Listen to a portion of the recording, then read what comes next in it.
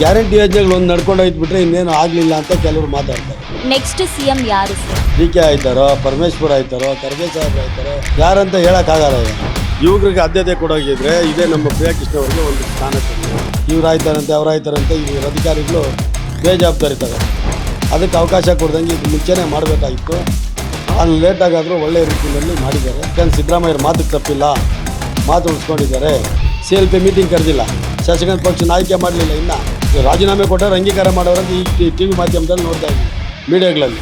ಅಲ್ಲಿ ಇನ್ನು ಯಾರು ಆಯ್ತಾರೆ ಏನು ಅನ್ನೋದು ಅದು ಗೊತ್ತಿಲ್ವಲ್ಲ. ರಾಜ್ಯಕ್ಕೆ ನೀರಾವರಿ ಯೋಜನೆಗಳು ಕೊಡಬೇಕು, ರೈತರ ಬಗ್ಗೆ ಕಾಳಜಿ ಇರಬೇಕು, ಕಾರ್ಮಿಕರ ಬಗ್ಗೆ ಕಾಳಜಿ ಇರಬೇಕು. ಎಲ್ಲ ಸಮಾಜ, ಎಲ್ಲ ಜನಾಂಗ ಎಲ್ಲರೂ ಇದ್ರೇ ಅದಕ್ಕೊಂದು ಶಕ್ತಿ ಬರೋದು. ನಿಮ್ಮ 5 ವರ್ಷ ನೀವು ಮತ ಕೊಟ್ಟಿರೋದನ್ನ ಒಳ್ಳೆ ರೀತಿಯಲ್ಲಿ ಉಪಯೋಗಿಸ್ಕೊಂಡು ಇನ್ನೂ ಒಂದು 5 ವರ್ಷಕ್ಕೆ ನೀವು ಮುಖ್ಯಮಂತ್ರಿನ ಮತ್ತೊಂದು ಶಾಸಕರಾಗಿ ಆಯ್ಕೆ ಆಯ್ತಾರೆ. ಇಲ್ಲಾಂದರೆ ಜನ ತಿರಸ್ಕಾರ ಮಾಡ್ತಾರೆ. ಅದನ್ನ ಮನಸ್ಸಲ್ಲಿ ಇಟ್ಕೊಂಡು ಕೆಲಸ ಮಾಡಿ. ಗುಂಡಾಗಿರಿ ಮಾಡಿ, ಮಚ್ಚೆತ್ಕೊಂಡೋಗಿ, ಲಾಂಗ್ ಎತ್ಕೊಂಡೋಗಿ, ಗನ್ನೆತ್ಕೊಂಬರ್ರಿ ಅಂತ ಹೇಳ್ತಾರೆ ಡಿ ಕೆ ಶಿವಕುಮಾರ್. ಇಲ್ಲ ಮೇಕೆದಾಟು ಯೋಜನೆ ಜಾರಿ ಆದರೆ ಬೆಂಗಳೂರಿಗೆ, ನಾಡಿಗೆ, ರೈತರಿಗೆ ಪ್ರತಿಯೊಬ್ಬರಿಗೂ ಒಳ್ಳೇದಾಗುತ್ತೆ. ಸರ್, ನಿನ್ನೆಷ್ಟೇ ಸಿದ್ದರಾಮಯ್ಯನವರು ರಾಜೀನಾಮೆ ಕೊಟ್ಟಿದ್ದಾರೆ, ಏನು ಹೇಳ್ತೀರಾ ಸರ್? ಇದು ಹೈಕಮಾಂಡಲ್ಲಿ ಫಸ್ಟ್ 136 ಸೀಟ್ ಗೆದ್ದಾಗ 2020 ಅನ್ನೋ ಲೆಕ್ಕಾಚಾರನ ಏನೋ 2.5 ವರ್ಷ ಮಾತಾಡಿದ್ರು ಅನ್ನೋ ಊಹೆ ಜನರ ನಡುವೆ ತೇಲಾಡ್ತಾ ಇತ್ತು.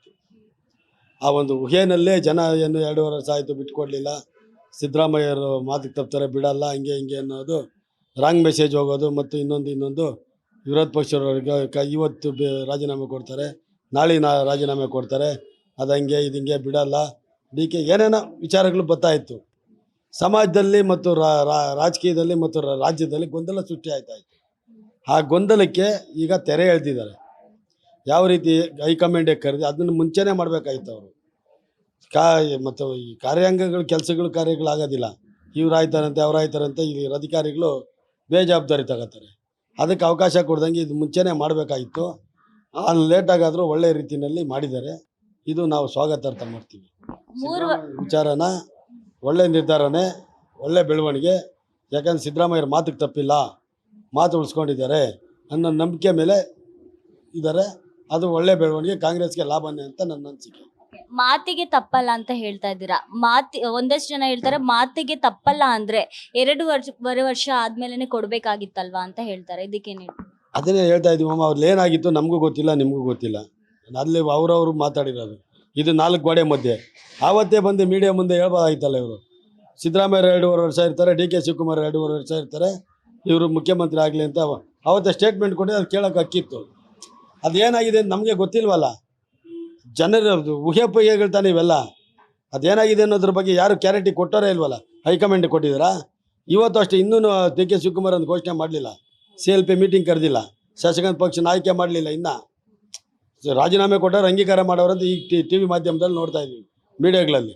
ಅಲ್ಲಿ ಇನ್ನು ಯಾರು ಆಯ್ತಾರೋ ಏನು ಅನ್ನೋದು ಅದು ಗೊತ್ತಿಲ್ವಲ್ಲ. ಅಲ್ಲಿ ಏನು ಆಯ್ತದಾಗ ಹೈಕಮಾಂಡ್. ಯಾಕೆಂದರೆ ಮುಂಚೆ ಒಂದು ಸರಿ ಏನು ಮಾಡಿದ್ರು, SM ಕೃಷ್ಣ ಅವರು ಮುಖ್ಯಮಂತ್ರಿ ಅಂತ ಘೋಷಣೆ ಆಗೋಯ್ತು. SM ಕೃಷ್ಣ ಅವರು ಮಾದೇಶ್ವರನ ಬೆಟ್ಟಕ್ಕೆ ಹೋಗಿ ಪೂಜೆ ಮಾಡಿಸ್ತಾ ಇದ್ರು. ವೀರಪ್ಪ ಮೇಲೆ AK ಆಂಟೋನಿ ಅವ್ರನ್ನ ಇಟ್ಕೊಂಡು ವೀರಪ್ಪ ಮೇಲೆ ಮುಖ್ಯಮಂತ್ರಿ ಆಗೋದ್ರು. ಅದೆಲ್ಲ ಗೊತ್ತಿರ್ಬೇಕು. ನೀವಿನ್ನೂ ಚಿಕ್ಕ ವಯಸ್ಸಲ್ವಾ. ಆ ಥರ ಪರಿಸ್ಥಿತಿ ಕಾಂಗ್ರೆಸ್ಸಲ್ಲಿ ಹಿಂಗೆ ಅಂತ ಹೇಳಕ್ಕೆ ಬರೋದಿಲ್ಲ. ಏನಾದರೂ ಆಗ್ಬೋದು ಅಂಥ ಒಂದು ಸನ್ನಿವೇಶದಲ್ಲಿ ಈ ಥರ ಆಗಿದೆ. ಒಳ್ಳೆಯದು, ಒಳ್ಳೆ ಬೆಳವಣಿಗೆ. ಯಾರೇ ಮುಖ್ಯಮಂತ್ರಿ ಆಗಲಿ ರಾಜ್ಯಕ್ಕೆ ಒಳ್ಳೇದು ಮಾಡಲಿ, ರಾಜ್ಯ ಅಭಿವೃದ್ಧಿ ಅಂತ ಕೊಂಡೊಯ್ಯಲಿ. ಅವ್ರೇನು ಮುಂದೆ ನಡ್ಸ್ಕೊಂಡು ಹೋಗಲಿ. ಇಂದಿರಾ ಕ್ಯಾಂಟೀನು, ಇದು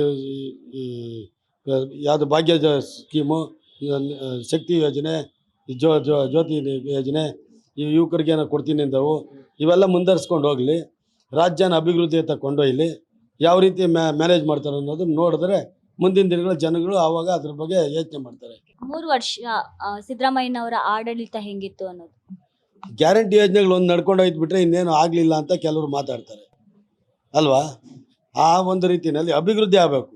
ರಾಜ್ಯಕ್ಕೆ ನೀರಾವರಿ ಯೋಜನೆಗಳು ಕೊಡಬೇಕು, ರೈತರ ಬಗ್ಗೆ ಕಾಳಜಿ ಇರಬೇಕು, ಕಾರ್ಮಿಕರ ಬಗ್ಗೆ ಕಾಳಜಿ ಇರಬೇಕು, ನಿರುದ್ಯೋಗಿಗಳ ಬಗ್ಗೆ ಇರಬೇಕು, ವಿದ್ಯಾರ್ಥಿಗಳು ಬರಬೇಕು, ಆರೋಗ್ಯದ ದೃಷ್ಟಿಯಲ್ಲಿ ಹಾಸ್ಪಿಟ್ಲ್ಗಳು ಮತ್ತೊಂದು ಇಂಥವೆಲ್ಲ ಸಾಮಾನ್ಯ ಜನತೆಗೆ ಏನು ಬೇಕು ಮೂಲಭೂತ ಹಕ್ಕುಗಳನ್ನ, ಮೂಲಭೂತ ಸೌಕರ್ಯಗಳು ಕೊಡಬೇಕು. ಅವು ಕೊಟ್ಟಾಗ ಮಾತ್ರ ರಾಜ್ಯ ಅಭಿವೃದ್ಧಿ ಆಗೋದು. ನಾವು ಫ್ರೀ ಸ್ಕೀಮ್ ಕೊಡೋದೇನು ತಪ್ಪು ಅಂತ ಹೇಳಲ್ಲ, ಕೊಡೋದನ್ನ ಎಲ್ಲ ಅಭಿವೃದ್ಧಿ ಆಯಿತು ಅಂತ ಹೇಳೋಕ್ಕೂ ಆಗಲ್ಲ. ನೆಕ್ಸ್ಟ್ ಸಿಎಂ ಯಾರು ಸರ್? ಅದೇ ನಮಗೆ ಈಗ ಗೊಂದಲ. ಈಗ ಡಿ ಕೆ ಶಿವಕುಮಾರ್ ಅಂತ ಹೇಳ್ತಾ ಇದ್ದಾರೆ. ಡಿ ಕೆ ಆಯ್ತಾರೋ, ಪರಮೇಶ್ವರ್ ಆಯ್ತಾರೋ, ಖರ್ಗೆ ಸಾಹೇಬ್ರು ಆಯ್ತಾರೋ, ಸತೀಶ್ ಜಾರಕಿಹೊಳಿ ಅವರು ಬರ್ತಾವ್ರೆ. ಯಾರಂತ ಹೇಳೋಕ್ಕಾಗಲ್ಲ. ಈಗ ಡಿ ಕೆ ಅವ್ರು ಆಯ್ತಾರೆ ಅನ್ನೋದು ಒಂದು ಭಾಗಾಂಶ ಹೆಚ್ಚಿನ ಮಾತು ನಡೀತಾ ಇದೆ. ಯಾರು ಆದಮೇಲೆ ಇದೆಲ್ಲ ಆಯಿತು ಅಂತ ಹೇಳೋಕ್ಕಾಗದು ಕಾಂಗ್ರೆಸ್ಸಲ್ಲಿ. ನಾನು ಒಂದು ಉದಾಹರಣೆ ಕೊಟ್ಟನಲ್ಲ, ಎಸ್ ಎಂ ಕೃಷ್ಣವ್ರ ಉದಾಹರಣೆ ಈ ಥರ ಇದೆ. ಇವರೇ ಆಯ್ತಾರೆ ಅಂತ ಹೇಳಕ್ಕೆ ಬರೋದಿಲ್ಲ. ಆಗಬೇಕು ಶಾಸಕಾಂಗ ಪಕ್ಷ ನಾಯಕ ಆಯ್ಕೆ ಮಾಡಿದ್ಮೇಲೆ ಪ್ರಮಾಣ ಸ್ವೀಕಾರ ಮಾಡಿ ಇವ್ರು ಮುಖ್ಯಮಂತ್ರಿ ಅಂತ ನಮ್ಗೆ ಕಾಯಂ. ಸಿದ್ದರಾಮಯ್ಯನವ್ರಿಲ್ಲ ಅಂದ್ರೆ ಕಾಂಗ್ರೆಸ್ ಸರ್ಕಾರ ಬಿದ್ದೋಗುತ್ತೆ ಅಂತ ಹೇಳ್ತಾರೆ. ಅದು ನೋಡಮ್ಮ, ಯಾರೋ ಒಬ್ಬರ ಮೇಲೆ ಒಂದು ಪಾರ್ಟಿ ನಿಲ್ಲಲ್ಲ. ಯಾವುದೇ ಪಕ್ಷ ಆಗಲಿ, ಯಾರೇ ಕಾರ್ಯಕರ್ತರೇ ಪಕ್ಷದ ಶಕ್ತಿ. ನಾಡಿನ ಜನ ಯಾರನ್ನ ಇಷ್ಟಪಡ್ತಾರೆ ಅವ್ರ ಬಗ್ಗೆ ಹೋಯ್ತಾರೆ. ಸಿದ್ದರಾಮಯ್ಯರಿಂದಾಗಲಿ ಡಿ ಕೆ ಅವರಿಂದಾಗಲಿ ಒಬ್ಬರಿಂದ ಏನೂ ಸಾಧ್ಯ ಇಲ್ಲ. ಹಾಗಾದರೆ ಅವರೇ ಯಾಕೆ ಒಂದು ಪಕ್ಷ ಕಟ್ಟಿ ಅಧಿಕಾರ ಬರಬಾರ್ದು? ಯಾಕೆ ಬರಲಿಲ್ಲ? ಎಲ್ಲರೂ ಬಿಡಲ್ಲ ಅಂತ ಹೇಳಿದ್ದಾರೆ. ನಾನು ಹೇಳ್ತಾ ಇರೋದು, ಯಾರ್ದು ಒಬ್ಬರು ಶಕ್ತಿ ಇಲ್ಲಮ್ಮ, ಸರ್ವರು ಎಲ್ಲರೂ ಸೇರಿದ್ರೆ ಶಕ್ತಿ. ಐದು ಇಡೀ ಹಿಂಗೆ ಹಿಡಿದ್ರೆ ಬಲ, ಒಂದು ಬೆಳ್ಳಲ್ಲಿ ಹಿಡಿದ್ರೆ ಬಲ ಇಲ್ಲ. ಹಾಗೆ ಎಲ್ಲರೂ ಇರಬೇಕು. ಎಲ್ಲ ಸಮಾಜ, ಎಲ್ಲ ಜನಾಂಗ ಎಲ್ಲರೂ ಇದ್ರೇ ಅದಕ್ಕೊಂದು ಶಕ್ತಿ ಬರೋದು. ಒಬ್ಬರಿಂದನೇ ಎಲ್ಲ ಮಾಡ್ತೀನಿ ಅನ್ನೋದು ತಪ್ಪು ಕಲ್ಪನೆ.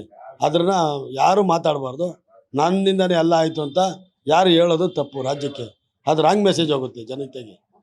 ಡಿ ಕೆ ಶಿವಕುಮಾರ್ ಅವರು ಯಾಕೆ CM ಆಗಬಾರ್ದು ಅಂತ ನಾವು ಹೇಳಿಲ್ವಲ್ಲ, ಆಗಲಿ ಒಳ್ಳೆಯದು. ಡಿ ಕೆ ಶಿವಕುಮಾರ್ ಆದರೂ ಒಳ್ಳೆಯದೇ. ಯಾರನ್ನ ಆಗಲಿ ಒಳ್ಳೇದು ಮಾಡಿ ಅಂತ ಹೇಳ್ತೀವಿ. ಡಿ ಕೆ ಶಿವಕುಮಾರ್ ಆಗ್ಬಂತ ಯಾವುದೇ ಕಾರಣಕ್ಕೂ ನಾವು ಹೇಳೋದಿಲ್ಲ. ಸಿದ್ದರಾಮಯ್ಯ ಇಳಿ ಅಂತ ನಾವು ಹೇಳೋದಿಲ್ಲ. ಯಾರನ್ನಾಗಲಿ ರಾಜ್ಯಕ್ಕೆ ಒಬ್ಬರು ಮುಖ್ಯಮಂತ್ರಿ ಬೇಕು. ಯಾರನ್ನ ಇರಲಿ ಒಳ್ಳೆ ರೀತಿಯಲ್ಲಿರಿ. ನಿಮ್ಮ ಸ್ವಾರ್ಥಕ್ಕೆ ನೀವು ಮುಖ್ಯಮಂತ್ರಿ ಸ್ಥಾನ, ಸಾರ್ವಜನಿಕ ಒಳ್ಳೇದಾಗಬೇಕು ಅನ್ನೋದು ನಮ್ಮ ಅಭಿಪ್ರಾಯ. ಯಾರೇ ಮುಖ್ಯಮಂತ್ರಿ ಆಗಿ, ನೀವಾಗಿ ಅವರಾಗಿ ಇನ್ನೊಬ್ಬರಾಗಿ ನಮ್ಗೆ ಬೇಡ. ನಾವು ಯಾವುದೋ ಒಂದು ಜಾತಿಗಾಯ, ಒಂದು ಧರ್ಮಕ್ಕೆ, ಒಂದು ಇದಕ್ಕೆ ಸೀಮಿತ ಅಲ್ಲ. ನಾವು ನಾಡು ನುಡಿ, ನಮ್ಮ ನಾಡ ರಕ್ಷಣೆ, ನಿರುದ್ಯೋಗಿ ಸಮಸ್ಯೆ, ರೈತರ ಸಮಸ್ಯೆ ಮತ್ತು ಸಾರ್ವಜನಿಕರಿಗೆ ಏನು ಮೂಲಭೂತ ಸೌಕರ್ಯ ಬೇಕು ಅದನ್ನು ಕೊಡಿ ಅಂತ ಕೇಳ್ತೀವಿ. ಮುಖ್ಯಮಂತ್ರಿ ಯಾರನ್ನ ಆಗಿ ಅದು ನಿಮಗೆ ಸಂಬಂಧಪಟ್ಟ ವಿಚಾರ. ಅವ್ರಿಗೆ ನಾವು ಮತ ಕೊಟ್ಟಿದ್ದೀವಿ. 5 ವರ್ಷಕ್ಕೆ ನಾವು ಮತ ಕೊಟ್ಟಿದ್ದೀವಿ. ನಿಮ್ಮ 5 ವರ್ಷ ನೀವು ಮತ ಕೊಟ್ಟಿರೋದನ್ನು ಒಳ್ಳೆ ರೀತಿಯಲ್ಲಿ ಉಪಯೋಗಿಸ್ಕೊಂಡ್ರೆ ಇನ್ನೂ ಒಂದು 5 ವರ್ಷಕ್ಕೆ ನೀವು ಮುಖ್ಯಮಂತ್ರಿನೋ ಮತ್ತೊಂದು ಶಾಸಕರಾಗಿ ಆಯ್ಕೆ ಆಯ್ತೀರಾ. ಇಲ್ಲಾಂದರೆ ಜನ ತಿರಸ್ಕಾರ ಮಾಡ್ತಾರೆ. ಅದನ್ನು ಮನಸ್ಸಲ್ಲಿ ಇಟ್ಕೊಂಡು ಕೆಲಸ ಮಾಡಿ. ಯಾವುದೋ ಒಂದು ಪಾರ್ಟಿ ಸೀಮಿತ ಇಲ್ಲ ಈ ರಾಜ್ಯ. ಪ್ರತಿಯೊಂದು ಎಲ್ಲ BJPನೂ ಆಳಿದೆ, JDS ಆಳಿದೆ, ಕಾಂಗ್ರೆಸ್ ಆಳಿದೆ, ಎಲ್ಲರೂ ಆಳ್ವಿಕೆ ಮಾಡಿದ್ದಾರೆ. ಯಾರೋ ಒಬ್ಬರಿಗೆ ಕೊಡಲಿಲ್ಲ. ಯಾರನ್ನ ಒಬ್ಬರನ್ನೇ ನಮಗಿದ್ರೆ ಅವ್ರ ಹಿಂದೆ ಇರ್ಬೋದಾಗಿತ್ತಲ್ಲ. ರಾಜ್ಯದಲ್ಲಿ ಪ್ರತಿಯೊಬ್ಬರಿಗೂ ಬೇಕು, ಪ್ರತಿಯೊಬ್ಬರದ್ದು ಹಕ್ಕಿದೆ. ಇಲ್ಲಿ ಏನಂದರೆ ಇದು ಪ್ರಜಾಪ್ರಭುತ್ವ. ಎಲ್ಲರಿಗೂ ಹಕ್ಕಿದೆ, ಎಲ್ಲರಿಗೂ ಕೇಳೋ ಹಕ್ಕಿದೆ, ಎಲ್ಲರಿಗೂ ವಾಕ್ ಸ್ವಾತಂತ್ರ್ಯ ಇದೆ. ಪ್ರತಿಯೊಬ್ಬರಿಗೂ ಯಾರು ಏನು ಆಗಬಾರ್ದು ಅಂತ ಏನಿಲ್ಲ, ಎಲ್ಲರೂ ಆಗಲಿ. ಮುಂದಿನ ದಿನಗಳಲ್ಲಿ ಡಿ ಕೆ ಶಿವಕುಮಾರ್ ಅವ್ರು ಏನಾದ್ರು CM ಆದ್ರೆ ರಾಜ್ಯದಲ್ಲೇ ಒಂದು ಏನೋ ಒಂದು ಹಲ್ಲೋಲ ಕಲ್ಲೋಲ ಆಗುತ್ತೆ ಅಂತ ಹೇಳ್ತಾರೆ. ಅದು ನಿಜನಾ? ಏನು ಅಲ್ಲಲ್ಲ ಕೊಲ್ಲಲ್ಲ ಏನೂ ಆಗೋದಿಲ್ಲಮ್ಮ. ಯಾಕಾಯ್ತದೆ? ಯಾಕೆ ಅವರು ಮನುಷ್ಯರಲ್ವಾ? ನಮ್ಗೇನು ಗೊತ್ತಾ, ಅವರು CM ಆದರೆ ಅವ್ರು ಏನು ಮಾಡಿ ಗೂಂಡಾಗಿರಿ ಜಾಸ್ತಿ ಆಗುತ್ತೆ. ಅವೆಲ್ಲ ಸುಳ್ಳು ಮಾತು, ಸತ್ಯಕ್ಕೆ ದೂರವಾದ ಮಾತು. ಗೂಂಡಾಗಿರಿ ಯಾರೋ ಗೂಂಡಾಗಿರಿ ಮಾಡಿ ಮಚ್ಚೆತ್ಕೊಂಡೋಗಿ ಲಾಂಗ್ ಎತ್ಕೊಂಡೋಗಿ ಗನ್ನೆತ್ಕೊಂಬರ್ರಿ ಅಂತ ಹೇಳ್ತಾರೆ ಡಿ ಕೆ ಶಿವಕುಮಾರ್. ಹೇಳೋದಿಲ್ಲ. ಯಾಕೆ ಹೇಳ್ತಾರೆ? ಅವ್ರ ರಾಜ್ಯ ಆಳುವಾಗ ಶಾಂತಿಯುವಾಗಿ ಶುಭತ್ವವಾಗಿ ಜನತೆಗೆ, ನಾಡು ನುಡಿಗೆ ಒಳ್ಳೆ ಬೆಳೆ, ಒಳ್ಳೆ ಮಳೆ ಆಗಲಿ, ರೈತರಿಗೆ ಒಳ್ಳೇದಾಗಲಿ ಅಂತ ಈ ರೀತಿ ಹೋಯ್ತಾರೆ. ಈಗ ನಮ್ಗೇನು ಗೊತ್ತಾ, ಡಿ ಕೆ ಶಿವಕುಮಾರ್ ಆದರೆ ಈಗ ನಮಗೆ ಈ ಮೇಕೆದಾಟು ಯೋಜನೆ ಜಾರಿ ಮಾಡಬೇಕು. ಅವರು ನಮ್ಮ ನೀರು ನಮ್ಮ ಹಕ್ಕು ಅಂತ ಹೋರಾಟ ಮಾಡಿದಾರಲ್ಲ, ಅದಕ್ಕೆ ಅವ್ರ ಹೋರಾಟ ಮುಂಚೂಣಿ ನಾಯಕರು. ಅವರು ಆ ಹೋರಾಟದಲ್ಲಿ ಪಾದಯಾತ್ರೆ ಮಾಡ್ದಲ್ಲಮ್ಮ ಮೇಕೆದಾಟಿನ ಬೆಂಗಳೂರಿಗೆ, ಅದನ್ನು ಕಾರ್ಯಗತಕ್ಕೆ ತನ್ನಿ, ಅದನ್ನು ಅನುಷ್ಠಾನಗೊಳಿಸಿ, ಆ ಅಂತರ್ಜಲ ಬೆಳೀಲಿ. ಈಗ ಅಂತರ್ಜಲ ಇಲ್ಲ, ಅಂತರ್ಜಲ ಕುಸಿದೋಗಿದೆ. 120 ಅಡಿ, 1200 ಅಡಿ, 1300 ಅಡಿ ಹಾಕಿದ್ರೆ ಬೋರಲ್ಲಿ ಒಂದು ಕಣ್ಣಲ್ಲಿ ನೀರು ಬಂದಂಗೆ ಬರ್ತಾ ಇದೆ. ಈ ಅಂತರ್ಜಲ ಬೆಳಿಬೇಕಾದ್ರೆ ಮೇಕೆದಾಟು ಯೋಜನೆ ಜಾರಿ ಆಗಬೇಕು, ಹಸಿರು ಕ್ರಾಂತಿ ಆಗಬೇಕು, ಸಮಾಜಕ್ಕೆ ಒಳ್ಳೆ ಇದಾಗುತ್ತೆ ಅನ್ನೋದು ನಮ್ಮ ವಾದ. ಅದು ಮಾಡಲಿ ಅನ್ನೋದು ನಮ್ಮ ಮನಸ್ಸಿಗೆ. ಮುಖ್ಯಮಂತ್ರಿ ಆದರೆ ಅವರು ಏನು ಹೋರಾಟ ಮಾಡೋರೋ ಅದಕ್ಕೆ ಬಲ ತುಂಬಬೇಕು. ಅದನ್ನು ಯಾವ ರೀತಿ ಮಾಡ್ತಾರೋ ಗೊತ್ತಿಲ್ಲ. ಮೇಕೆದಾಟು ಯೋಜನೆ ಜಾರಿ ಆದರೆ ಬೆಂಗಳೂರಿಗೆ, ನಾಡಿಗೆ, ರೈತರಿಗೆ, ಪ್ರತಿಯೊಬ್ಬರಿಗೂ ಒಳ್ಳೇದಾಗುತ್ತೆ. ಅದನ್ನ ಮಾಡಲಿ ಅನ್ನೋದು ನಮ್ಮ ವಾದ. ಸರ್, ಕ್ಯಾಬಿನೆಟ್ ಯಾರು ಆದ್ರೆ ಒಂದು ಒಳ್ಳೆ ಅಭಿವೃದ್ಧಿ ಮಾಡ್ತಾರೆ ಅನ್ನೋದು? ಮೇಡಮ್ಮ, ಯುವಕರಿಗೆ ಆದ್ಯತೆ ಕೊಡ್ತೀನಿ ಅಂತ ಹೇಳಿದ್ದಾರೆ. ಯುವಕರಿಗೆ ಆದ್ಯತೆ ಕೊಡೋಗಿದ್ರೆ ಇದೇ ನಮ್ಮ ಪ್ರಿಯಾ ಕೃಷ್ಣ ಅವರಿಗೆ ಒಂದು ಸ್ಥಾನ ಕೊಡಲಿ. ಕ್ಯಾಬಿನೆಟ್ ಒಳ್ಳೊಳ್ಳೆ ಮಿನಿಸ್ಟರ್ ಮಾಡಿದ್ರೆ ಅಭಿವೃದ್ಧಿ ಮಾಡ್ತಾರೆ. ರಾಜ್ಯಕ್ಕೂ, ಪಕ್ಷಕ್ಕೂ ಮತ್ತು ಜನತೆಗೂ ಒಳ್ಳೇದಾಗುತ್ತೆ, ಕ್ಷೇತ್ರಕ್ಕೆ ಒಳ್ಳೇದಾಗುತ್ತೆ. ಅಂಥವ್ರನ್ನ ಯುವಕರು ನೋಡಿ ಮಾನ್ಯತೆ ಕೊಟ್ಟರೆ ಒಳ್ಳೇದಂತ ನಮ್ಮ ಅಭಿಪ್ರಾಯ. ಕ್ಯಾಬಿನೆಟ್ ಆ ಥರ ಇದ್ದಾಗ ಒಂದು ಗೌರವ ಇರುತ್ತೆ, ಕೆಲಸ ಮಾಡ್ತಾರೆ, ಅವ್ರಿಗೆ ಆಸಕ್ತಿ ಇರುತ್ತೆ, ಇನ್ನು ಉನ್ನತ ಸ್ಥಾನಕ್ಕೆ ಹೋಗ್ಬೇಕು ಅಂತ. ಅಂಥವ್ರನ್ನ ನೋಡಿ ಪಕ್ಷಕ್ಕೆ ದುಡಿಸ್ಕೊಂಡ್ರೆ ಮುಂದಿನ ದಿನಗಳಲ್ಲಿ ಪಕ್ಷಕ್ಕೆ ಒಳ್ಳೆಯ ಹೆಸರು ಬರುತ್ತೆ ಅಂತ ನನ್ನ ಅಭಿಪ್ರಾಯ.